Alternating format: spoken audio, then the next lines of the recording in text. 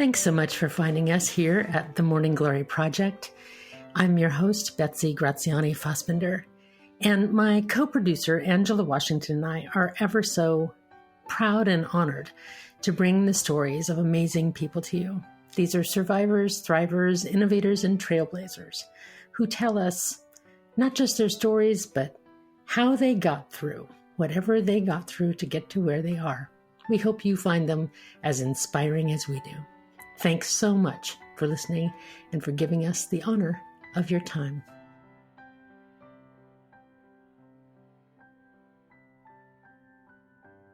I'm honored today to welcome Arin Fugate to the Morning Glory Project. Arin is a survivor. From between the ages of 11 to 21, she was raised as a, quote, resident of a spiritual cult. Deprived of food, education, and freedom of thought, Arin was isolated from the world she was taught to fear and indoctrinated by the twisted spirituality of the leader. Arin emerged from the cult experience unprepared to identify abuse or protect herself from it. Perhaps her most challenging deficit is being unable to resist an authoritative voice, requiring her, even today, to exercise great care in selecting the people that she can truly trust. Having overcome addiction, anxiety, depression, and other limitations from years of abuse, she's now dedicated to facilitating the rise of the female visionary. Arin's the mother of 2 daughters, wife, and a business owner. She knows how hard it can be for women to carve out a path for their dreams and entrepreneurship. By sharing her passion for natural wellness, using essential oils and other skills and techniques, and entrepreneurship with inspired business owners, she helps women to find their strengths and to pursue their dreams. Thank you so much, Arin Fugate, for being part of the Morning Glory Project. Welcome. Thank you for having me, Betsy. I'm happy to be here. So, Arin, tell me how it is that you ended up in a cult at age 11. Tell me how that happened. I reflect on this often, and I think what was happening for my mom, she's also a survivor of abuse, and she turned to drugs and alcohol. Mm-hmm. One day she decided to get off the drugs. And when you stop using, it can be really shocking to your system. And I think her mental health wasn't prepared for the onslaught of emotions and feelings that would happen without the drugs. And so she was susceptible and discovered this idea of neo-spirituality. It was called the New Age movement back in the 80s. And she really found a place within it, a place where she belonged, where people didn't think she was crazy. And she actually became a leader in that world and helped others open up to their psychic gifts, begin to learn how to engage in things called channeling. And so when she was approached by who became the leader of the cult to mentor her, for my mom, she finally had a purpose. Well, and she was probably felt honored and chosen and selected and special and all those things that she might not have otherwise felt as a person who's recovering from whatever her own abuse had been, and to say nothing of her drug abuse recovery. Right. We're, by the way, we're not naming this particular cult because of legal matters that are still pending. So this took place in the state of Oregon, and you were part of that. So she took you, her 11-year-old. Were you her only child? Yes. And your father was not part of that. You didn't come as a threesome. She was not with your dad at the time. Right. So she took you and became a resident of this, several 100-acre ranch. So tell me about the ranch. Tell me what that was like and kind of paint me a picture. Sure. Well, the spiritual organization started in Southern California. Okay. And then there was a moment where the leader said, I'm moving to Oregon and I'm purchasing a 180-acre ranch. And a lot of her students, my mom included, followed her to Oregon. And it was very much this idealist vision. We purchased this ranch. It was something we were doing together as a community. We were going to go and build facilities and have retreats and help people around the world to awaken to their divinity. So let me pause you for just 1 second, because this so ties in. We've had other guests on the Morning Glory Project who are survivors of either cults or what we would call extreme religion. And one of the things that keeps coming out to me is that how many times what the cult leader does is appeal to the sense of goodness of the followers, that they want to make the world a better place. They're saving the world. They're protecting people from things. They're saving the planet. They're doing good works. And so it sounds as though that was some of the lure too. So it wasn't like she was recruiting a band of evildoers. She was recruiting people that wanted to do good in the world. Yes, one of the concepts that was spoken about was something she referred to as world changes. So this is back in the late 80s. It was before the AIDS epidemic was just starting, to pick up. Earthquakes were happening in Southern California. So it was this idea that the world is going to go through these changes. It's going to go through this dimensional shift. Right? It's kind of similar to what we're seeing right now. Exactly. I was just going to say, here we are again. And now it's fires, right? It's always happening in the world. We're always on the precipice of this. But she really used that fear factor and that desire to be a part of making a difference in her recruitment. So the idea was the world's about to end, essentially. And let's get together, meditate, and pray and uplift the planet so we can usher everyone into the fifth dimension. Well, let me pause here too to say we're referring to this cult leader, spiritual leader, if you want to call it that, as she, which is kind of an exception. Most leaders of cults are male. And so this was rather an exceptional leader in this way. It strikes me as unique. So do you have any observations about that? What's interesting about her position is she believed that she was channeling an ascended master, and that was a male.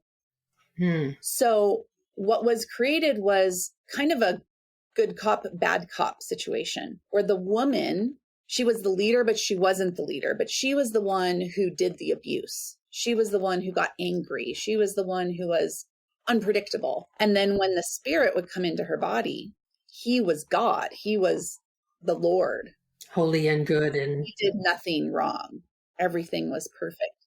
So she was able to play that kind of masculine, feminine, negative, positive, and they could blame things on one another. And so I think she used that to her benefit. But just because she was a woman doesn't mean there wasn't sexual abuse. Well, and that's the next thing too, because nearly invariably it comes around to sex when there are male leaders in there. And so when you think, oh, a female leader, maybe for once we're absent that. Well, no, that's not how this worked. So tell me, you took a rather unique place in this organization as a young person, at age 11. Can you tell me about that and how that because you say that this leader was essentially in charge of your sexuality. Tell me more about that.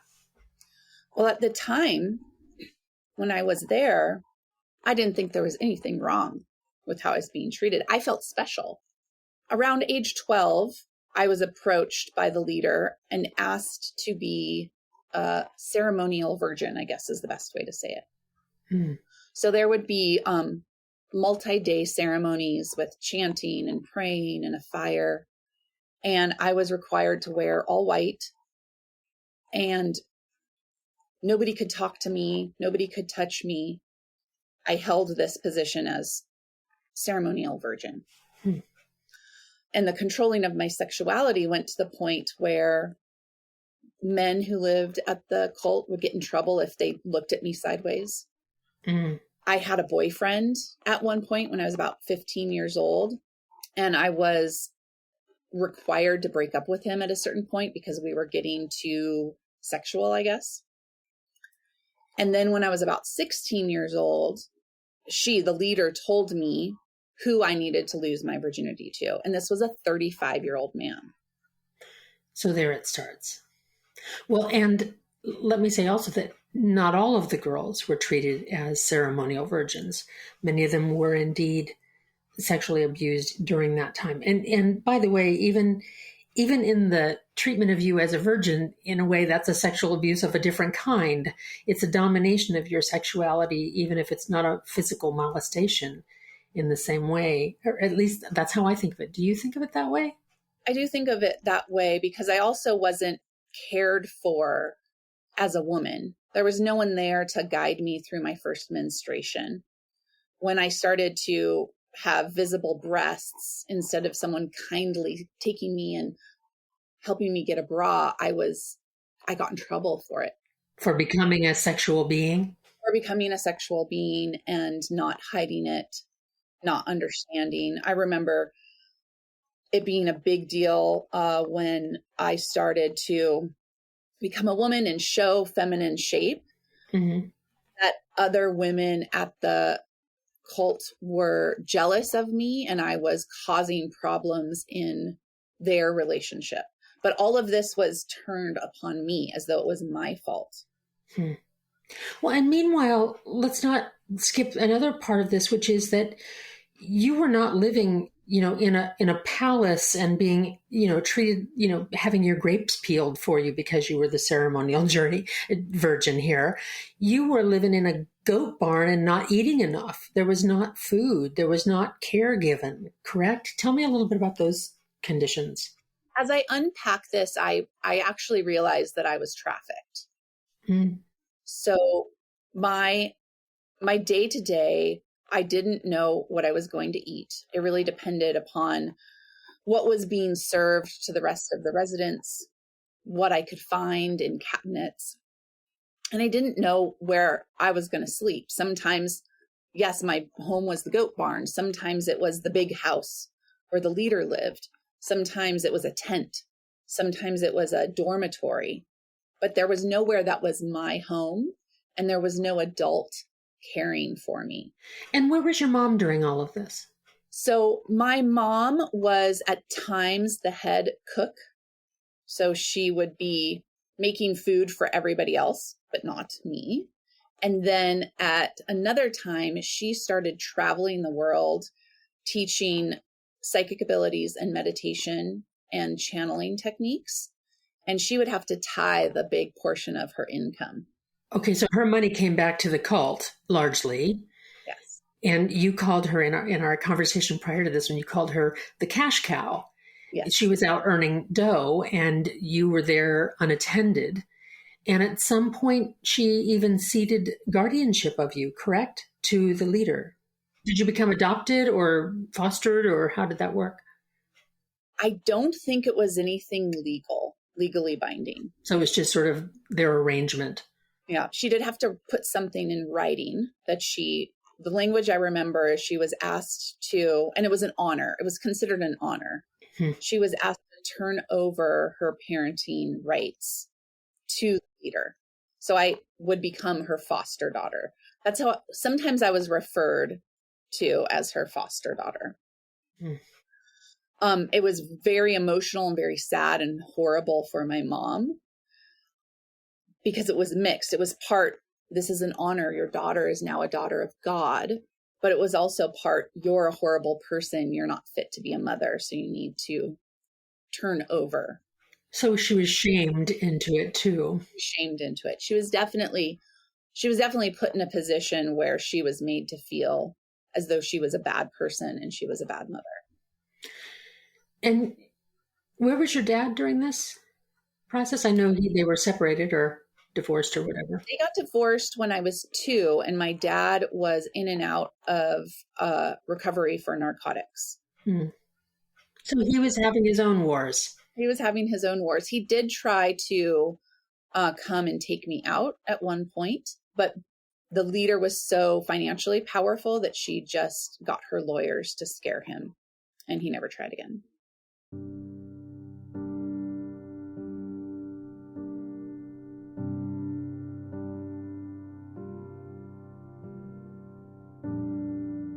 So, Arin, in the interest of time, I'm going to sum up something of what you said, and so that we can get to the end of this story in a beautiful way.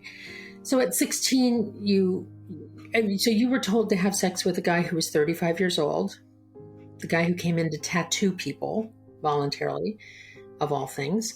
And After that, you were no longer the ceremonial virgin,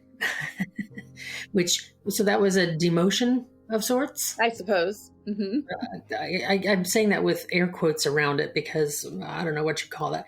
It was a change of status in terms of how you were looked at in the organization, and you became a little rebellious. You were invited then to leave for a while, which you did, and you went, and you were dropped off in Hawaii, if I remember. Yes. And so there you were on your own, essentially, at 16, having had no education, having had neglect and abuse. And so, gee, the plot is kind of predictable at that point, isn't it? That you didn't exactly, become entrepreneur of the year or something. You struggled and found drugs and inappropriate people and inappropriate and dangerous partners during that time. And then you returned to the ranch. Tell me about that. Tell me how you got back and why. So I was in Hawaii for a couple of years, and as you said, I just experienced all the bad things. You confirmed that the world was as terrible as they told you it was, right? And the world was terrible, absolutely terrible. And I much preferred being back in Oregon with what I knew. And so I returned home and very quickly was invited to come back to the ranch. At this point, it was in a employee type of relationship. They actually paid me to do childcare and housework and things like that. And you stayed there then from 18 to 21. Yes. What caused you to leave, finally? What caused you at 21? You say you escaped, essentially. This wasn't cutting through a fence or something kind of escape, but you escaped in what way? Tell me what you mean by that. Well, now I had the contrast. I knew what life was like at the cult, and I knew what life was like out in the world. And I was having a really hard time making them both match up in my mind. The reality, what was true. Right. And I think that friction caused, I was more rebellious. I did what I wanted. Well, you were no longer a true believer? I wasn't 100% a true believer. And I wanted more. I had tasted what it was like to be in the world and have friends and have interests and have a point of view. Have food, have freedom, have sexuality, have all of those, even though it was maybe on the more dangerous edges of some of that. It was, I guess the word that I'm looking for is having your own authority of self. I think I had tasted freedom. And so now I was a willing member of this cage, and it was scary to be outside of the cage, but I wanted it more. And that friction just caused the leader and I to have arguments. And there was a final argument. I don't even remember what it was over. And I think we both realized that I didn't belong anymore. And as is often the case with leaders of groups like this, and I say groups like this, I'm not saying that everything is a cult, but we've all had a narcissistic boss or a church leader that's a little overzealous about him or herself, usually himself, often himself. So you kind of rubbed up against the narcissistic edges there of somebody. And if you know anything about narcissists, they don't like people that disagree with them. It just doesn't typically work out so well. And so you became a challenge. So you were then free to go, so to speak. So one would think then that, of course, you've got your freedom. You're going to go out and make healthy, wonderful choices and build a beautiful life. But as you put it, you found your next abuser. Tell me just briefly what that meant. Well, exactly what you're saying. I got out into the world and I was free, but there was this discomfort inside of me, this agitation, what I now know, an anxiety. I didn't know my place in the world. And so the moment I met someone who looked at me in that same way, I guess that way of looking at me was the interest, the intense interest, the wanting to own, the wanting to control. That was love to me. That felt familiar. It felt familiar. And I was head over heels for it. And I think as I reflect, I think there was no other choice for me. I didn't know how to live in the world without someone dictating what I should do and what I should eat and how I should be. So you came into contact with somebody who was abusive, who took control over you and didn't let you here you were out of the cage and in the cage again in a completely different way. You ultimately extracted yourself from that and got into recovery, 12-step recovery, as well as other growth practices. And now you're the mother of 2 girls. How old are they? 5 and 2. 5 and 2. Well, you're a busy mommy then. You have a partner who does not dominate you. Something you said to me, Arin, in our conversation prior to this one has really stuck, and I want to highlight it because you said that even to this day, because do you mind saying your age now? I'm 46. So 46 today from 21. Even at 46, and an entrepreneur and a businesswoman and a mother and all of those amazing things, there is still a part of you that has a really hard time saying no to somebody who has an authoritative voice, somebody who is willing to dominate or push you into saying or doing or being what you are not. That it's really hard for you to resist that. What do you do about that? You recognize it. I recognize it, and it's not so much that it's hard for me to resist, it's that I crave it. I want someone to tell me what to do. But you also recognize that's not healthy for you. Yes. So how do you remedy that then? So the way I remedy it is first understanding and acknowledging that it is uncomfortable for me to be an adult. That I actually feel like a young child looking for the adult. And then I'm very careful who I surround myself with. If I start to get into a relationship or a friendship or a business arrangement with someone who likes to dominate, I pull myself back. That's not a safe place for me to be. And I stumble all the time. It's not something that I've fixed and I've figured out. On a regular basis, I will fall into these relationships. They can happen with in the coaching industry. That's a place where it often happens. It can happen in business partnerships. It can happen in friendships. It can happen in a relationship with a therapist or a consultant or a coach or something like that, right? Yes. And certainly it could happen in a romantic relationship, but you are married. And tell me how your relationship with your husband is different than that and why. My husband, when you first meet my husband, you think that he's very easygoing and adaptable, which he is, but he's one of those leaders that leads through his patience. So he does give me that element of the masculine confidence and guidance, but he does it in a way where he never is overbearing. He never tells me what to do. He always honors my authentic voice, and he loves me for who I truly am. So I think I've found a partner who is the perfect mix of someone I can lean on when I'm feeling scared or I'm uncertain, but someone who never tries to change who I am. Well, that's a beautiful model for lots of partnerships, business, romantic, friendship, and other. Even as a parent, I feel like that. When I was raising my sons are both adults now, but when I was raising them, on one hand, I wanted to be a strong parent that provided guidance and limits and all those things. On the other hand, I wanted them to develop their own agency and have their own voice and be who they are and celebrate that. And then when they got out of range too far, it was my job to bring them back in. But your husband is not a parent, so he doesn't need to guide you in those ways.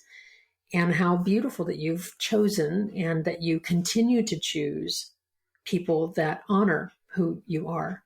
Oh, if all of us did that, how beautiful the world would be. So today you have a podcast also called Jasmine and Juniper, in which you explore all of the things that are essential to life and business and growth and happiness and health and all those things, sometimes with guests and sometimes on your own. I know that you have a business that you use essential oils and those kinds of things to bring about wellness. You're looking at holistic health and those kinds of matters. So folks can find you at Jasmine, spelled Jasmine, and juniper.com. You can find Jasmine and Juniper as a podcast. You can find her on all of the social media with that handle, so to speak. And Arin, I wonder if, just in closing, if I can ask you one last thing, and that is, if you were talking to somebody who loves somebody being dominated by others, either in an abusive relationship or in extreme religion or whatever, what would you say to them to be of help to the one that they love? To never give up on them. It's understandable if you have to set a boundary for your own health, but just know that they will need you one day when they're ready to leave. You can't force it, but as long as they know that you're always there, there will come a day that they could possibly call you. Hmm. And isn't it nice for everyone to know that even if they can't use it now, that there's a door that they can go through? Right. Be the door. Yeah. Arin Fugate, thank you so much for sharing your story here with me and for trusting me with it. I look forward to our future encounters, and I know that there's somebody out there listening that needs to hear this exact story today. Thank you. Thank you, Betsy. My pleasure. Arin Fugate came to my awareness because of another Morning Glory Project guest, and that's Lauren Trantham. And Lauren, of course, if you remember, founded Ride My Road, in which she does photography of mostly women, but occasionally some men too, who are survivors of sex trafficking. So when someone like Lauren tells you you need to talk to somebody, you do. And I'm so glad that she sent Arin my way. When I think about Arin's story, it makes me, on one hand, just infuriated that somebody would take advantage of a child, of a person, of an adult for their own purposes. I really have come to believe that other than natural disasters and disease, that I'll bet you 90+% of the world's agony comes from an abuse of power. A parent to a child, a priest to a parishioner, a boss to an employee, someone physically more powerful than someone less, or a spiritual leader to a follower. And so the abuse of power, frankly, it pisses me off.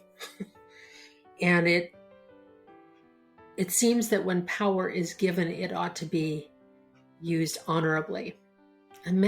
Just imagine how much easier so many people's lives would be if not for the person that's supposed to care for them harming them. So I'm touched by how Arin got through. Now, in our conversation prior to the one that I recorded, she talked about how she had no schooling, but that she read and read and read books, that kind of got her through at the time when she was small. But then she talked, the extra bloom that I want to share from our conversation that you just heard is that her battle is ongoing, that she still has to struggle with that desire to cede her authority over to somebody else. And she has to resist that. And that part of the way that she does that is by trying to identify it quickly and by being really selective about the people that she chooses as partners in business, in friendship, and certainly in her marriage.